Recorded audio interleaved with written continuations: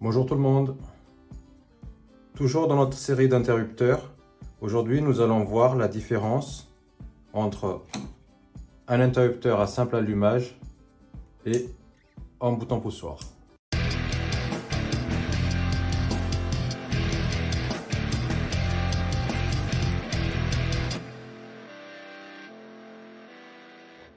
Un petit tuto très rapide.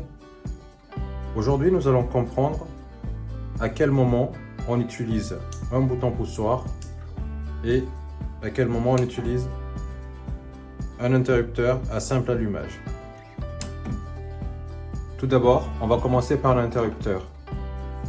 L'interrupteur simple allumage, la plupart du temps maintenant, on peut utiliser en va-et-vient quand il y a 3 connexions comme ici, ou juste un simple allumage comme ici.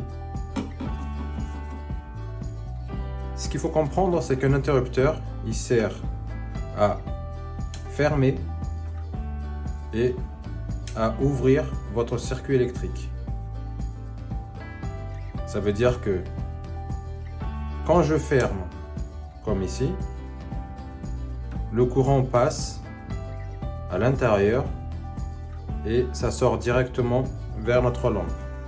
Quand je coupe le circuit, le courant s'arrête que sur ma phase. Tandis qu'un bouton poussoir, lui, comme son nom l'indique, il sert qu'à pousser. Poussoir. Dès que je relâche, ma lampe va s'éteindre. Pourquoi?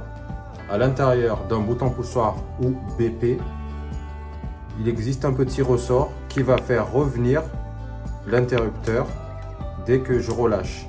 À quel moment on utilise un bouton poussoir? Le bouton poussoir, il s'utilise la plupart du temps quand vous voulez avoir plusieurs points de commande d'un éclairage. C'est-à-dire, si vous voulez avoir 3, 4, 5, 6 points de commande.